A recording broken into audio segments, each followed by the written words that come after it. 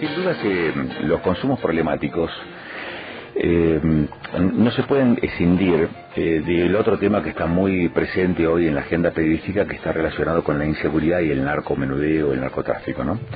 Pero claro, para que exista uno, en este caso esa actividad que es ilícita, existe también el consumo, es decir, existe la demanda. El tema de los consumos problemáticos se enmarca dentro de lo que es la salud mental en nuestro país. Y la normativa que existe, la ley de salud mental, desde hace un rato que está generando tensiones. Sí. Que está generando tensiones porque en más de una oportunidad se ha planteado la necesidad de reformular esa norma. Y no se aplica bien también. O porque no se aplica bien, o porque es necesario tal vez cambiar o modificar su redacción. Está la doctora Silvia Papuchado con nosotros, es miembro de políticas públicas de la Asociación Argentina de Psiquiatría y una asociación civil denominada La Madre Marcha. Silvia, ¿cómo está usted? Muy buenos días. Agustín Amado, Luciano Muñoz y Guadalupe Freire. ¿Cómo está? ¿Qué tal? Buenos días, un gusto de que me hayan convocado. Por favor, queremos poner un poquito más de luz a este tema. ¿Es un problema de ley, es un problema de la legislación de salud mental cuando abordamos la problemática de los consumos y de este tipo de consumos particularmente? Silvia, ¿cuál es su mirada respecto a esta temática? A ver, yo le comento un poquito cuáles son las dificultades con las que nos encontramos, tanto los profesionales de salud mental como los enfermos y sus familias. Primero, las adicciones son un problema de salud mental y hay que tomarlos como tal. En la ley solo se le destinan 4 renglones a hablar de eso, como si no lo fuera, como si fuera menos que una esquizofrenia, una paranoia, etcétera. Por otro lado, es verdad lo que usted comentó en el inicio, yo lo escuchaba, sobre si hay que respetar la ley tal como está y no se la respeta como está, no se la lleva a cabo tal como corresponde, o si hay que modificarla. Yo le diría ambas cosas. Primero, en la ley actual dice que el presupuesto que el Ministerio de Salud debe destinar a la salud mental es el 10%. Bueno, se le destina el 1,8%, o sea, ni siquiera el 2%, con lo cual realmente no se cumple. Pero por otro lado, nosotros vemos cifras que alarman. En el año 2014 se suicidaron 3.296 personas. En el 2023, 4.195. Esto quiere decir que es tremendo, porque en 10 años en Argentina hubo 35.064 suicidios. Evidentemente hay algo que anda mal y que tiene que ver con la ley de salud mental. Nosotros, desde ambos ámbitos donde yo trabajo, uno es el capítulo de políticas públicas de la Asociación Argentina de Psiquiatría y otro es la Asociación Civil La Madre Marcha, donde junto a Estela Mauri y Marina Charpentier, nosotros nos reunimos cada jueves en el Museo Larreta porque intentamos de alguna manera colaborar con familias atravesadas por alguna persona que tenga o una adicción o cualquier otro tipo de enfermedad mental y no sepa qué hacer con eso, porque el problema es que la ley no da soluciones, lo que pone son obstáculos. Primero, no se respeta la incumbencia, se pide que para internar una persona tenga que ser un riesgo cierto e inminente para sí y para terceros. Esto significa que una persona en un brote psicótico o en un brote por consumo no tiene la voluntad como para pedir que lo internen y no hay internación involuntaria. Para lograr eso hay que judicializarlo. Por otro lado, tampoco intentamos internar a todo el mundo porque hay mucha gente que puede adherirse a un tratamiento externo, ambulatorio. Esto es simplemente porque necesitamos modificar el artículo 20, sin duda, entre otros, que es el que habla de un peligro para sí o para terceros. Pero usted dijo algo muy interesante cuando empezaba su exposición, y es que habló del narcomenudeo y habló de la demanda. Y yo lo que creo es que sin demanda no hay oferta, y sin oferta no hay demanda. Esto es como el mercado. Evidentemente, lo que está sucediendo es que la gente llama por teléfono para conseguir droga. La droga se consigue por delivery más rápido que una pizza.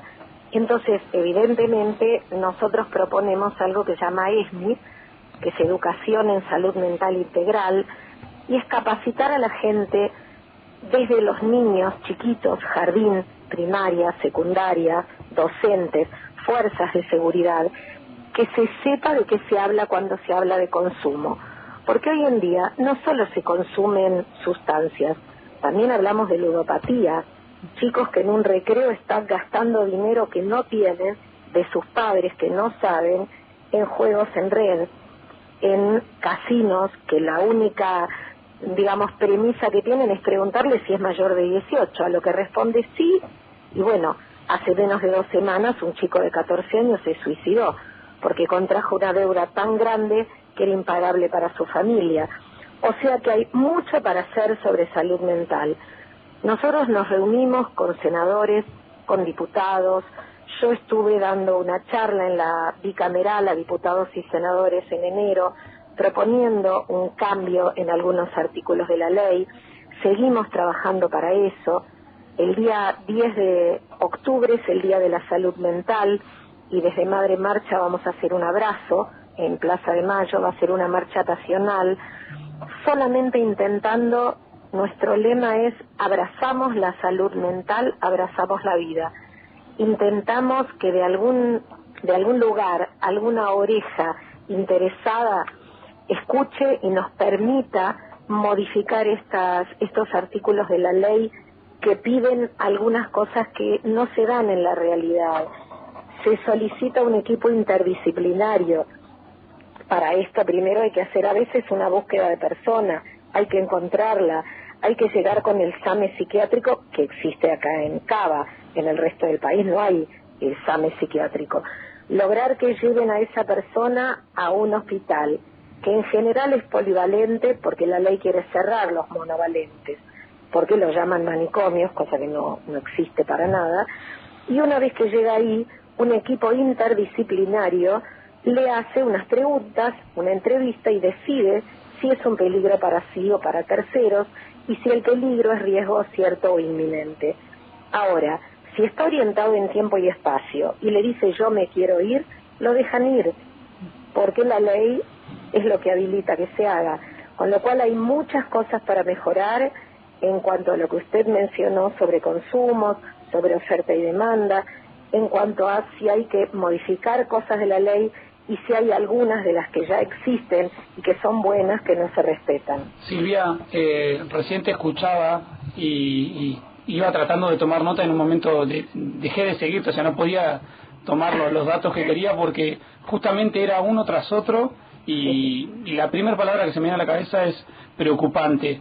Y buscaba en mi cabeza la pregunta para hacerte y pienso esto, digo, ¿por qué crees, si es que existe la razón, que la salud mental es ese factor relegado dentro de la salud? Hoy nos encontramos con que el cuidado físico está a la orden del día, que mal los cuidados también de la salud en general han avanzado, pero digo, la salud mental, ¿por qué está tan mal? ¿Por qué las leyes no acompañan? Digo, ¿por qué se da este cuadro general si tuvieses que señalar algún punto?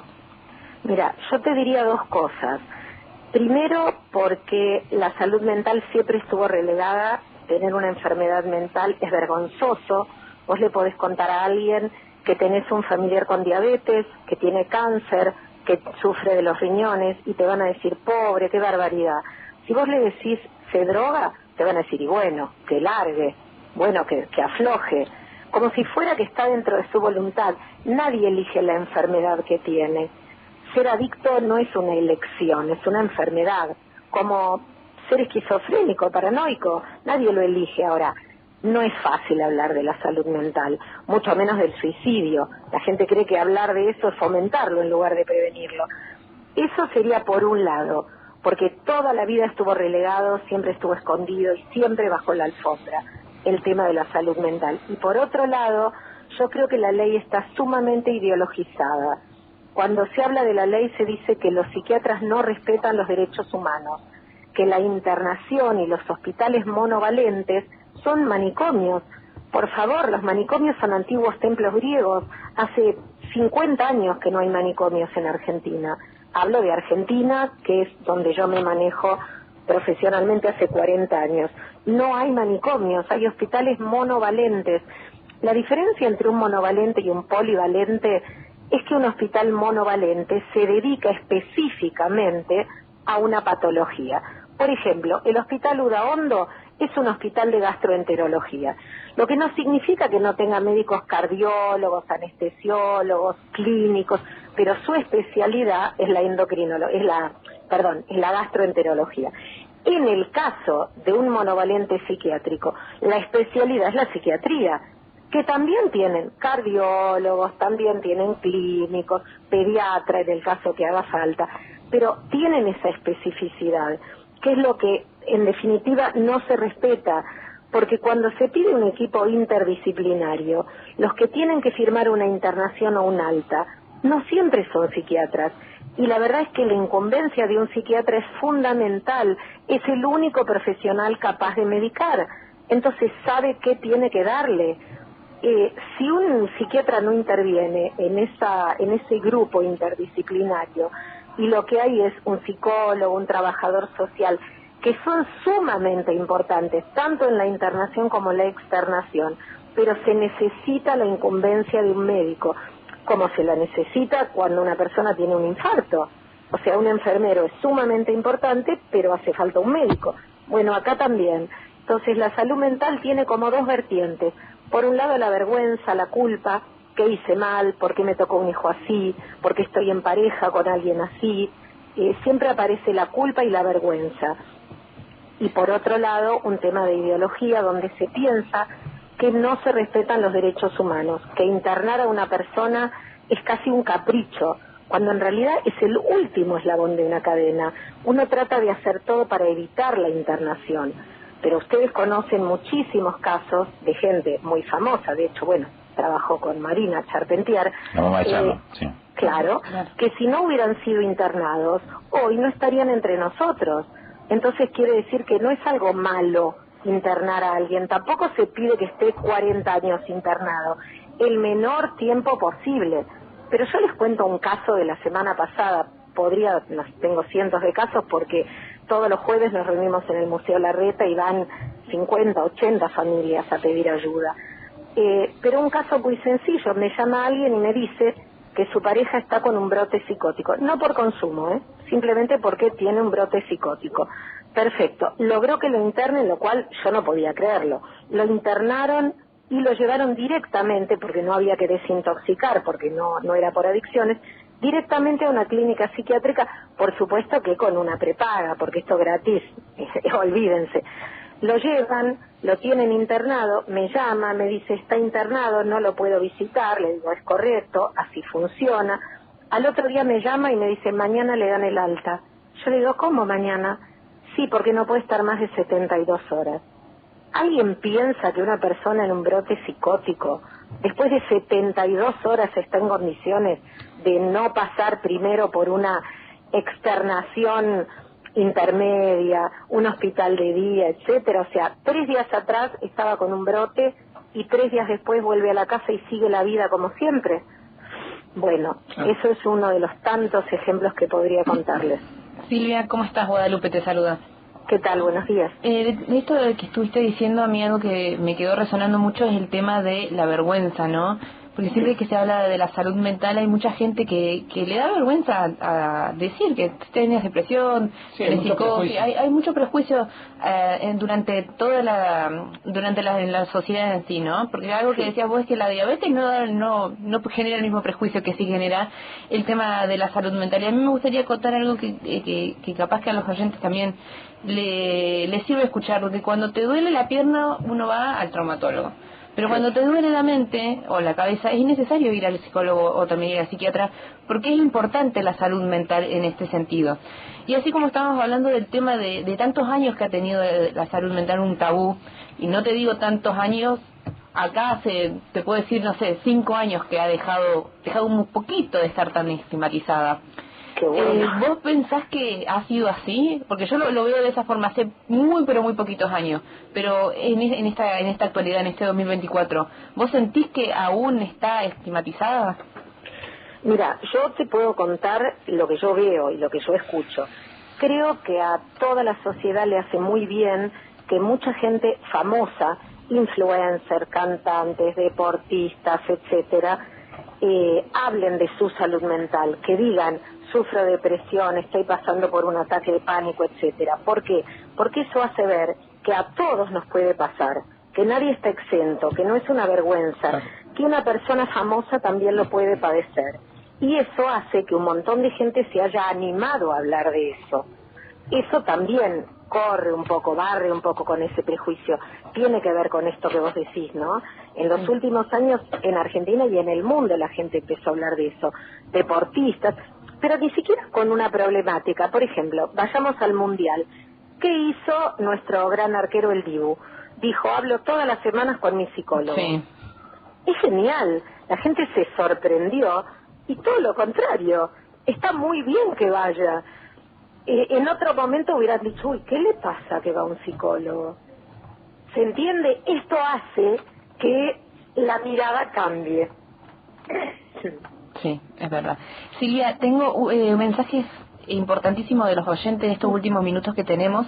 Dice, buen día, felicitaciones por tocar el tema de la salud mental, un tema tabú en Argentina. Como mamá de un paciente que empezó con primero por adicciones y luego con esquizofrenia, vengo luchando hace 15 años con este tema. Y los chicos están fuera del sistema educativo, social y familiar. Y luego de las internaciones no voluntarias salen y no les ofrecen nada, para que tengan una vida más o menos normal y que no sea solamente talleres de huerta. Mis saludos y respeto, doctora Silvia, la escucho en lágrimas y a ustedes también por tocar estos temas. Es verdad lo que tenemos una buena prepaga, queda a la deriva y cada vez hay más y sociedades siguen mirando para otro lado. Y lo que yo veo es que todavía sigue estigmatizada, como sucedió años atrás, y que la sociedad acepte a una persona con Down y también con autismo, dice acá. Bueno, es real. Lo que está diciendo es cierto. Yo tengo una frase que es que Dios está en todos lados pero atiende en cada. Yo la puse Sí. acá. Y lo digo porque desgraciadamente nosotros el primer lunes de cada mes con la Madre Marcha no tenemos una reunión por Zoom, por Meet en realidad, a las 7 de la tarde. Siempre es el primer lunes de cada mes para toda la cantidad de familias del interior del país y a veces del exterior que no pueden acercarse hasta el museo para pedir alguna ayuda, orientación, etcétera. Y la verdad es que lo que se escucha es terrible, porque si acá nos quejamos, en el resto de las provincias es bastante peor. De todas maneras, el Fedronar está teniendo una actitud sumamente positiva. La verdad es que yo me encuentro con el doctor Moro, que es el director nacional de Fedronar, y nos da una mano enorme cada vez que puede, en cada situación que puede, llamando a cada provincia para ver con qué se cuenta en cada provincia. Y a veces no hay nada, y entonces él viaja y trata de armar algún circuito. Así que yo le diría que en principio pueden seguirnos en el Instagram de la Madre Marcha.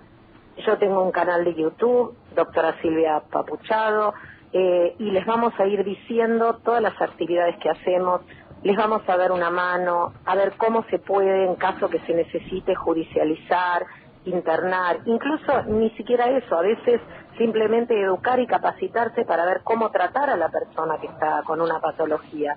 Hoy me escribía una hermana de una persona con patología y me dice, yo estoy agotada, no la aguanto más, es muy agresiva. Y yo le decía, pero no es ella, es la enfermedad la que agrede. Bueno, pero yo no doy más. Esa es la palabra que escuchamos cada semana. No doy más, estoy agotada, estoy cansada, no tengo fuerzas. Eso es lo que le genera a las familias, digamos, el agotarlas, el dejarlas en ese estado. Por eso decimos que vengan, que charlen, que la palabra alivia, que es catártica, que necesitamos darles una mano, porque todos necesitamos que esto mejore. No sé, el suicidio es un tema del que no se habla. Perdón. Sin embargo, el 80% de las personas que se suicidan ha dado algún indicio o advertencia. ¿Y qué pasó? No se pudo escuchar, no se supo. Entonces digo, lo que pedimos siempre, siempre para la salud mental es escuchar sin juzgar, no dejar sola a la persona que necesita ayuda y pedir ayuda profesional. Me parece que necesitamos esto, necesitamos que hablar de salud mental se viralice, que todos hablemos de salud mental. Gracias, Silvia. Sí. Es la manera en que vamos a encontrar ayuda. Ya lo creo. Muchísimas gracias, Silvia, por estos minutos. Ha sido muy gentil. Al contrario, muchas gracias a ustedes por tener el tema en agenda. Silvia Papuchado es miembro de Políticas Públicas de la Asociación Argentina de Psiquiatría. Tema salud mental, ley de salud mental, obviamente que nos da para seguir charlando porque me parece que el mensaje sigue llegando. Sí. Pero bueno, lo tomaremos y lo... Hay mucha necesidad, fíjate cómo los mensajes te hacen ver eso, ¿no? Tomémoslo para continuarlo durante el transcurso de mañana. Me parece en la primera mañana. Una buena medida. Nos vemos el miércoles. Mañana. Sí. Nos vemos. Chao.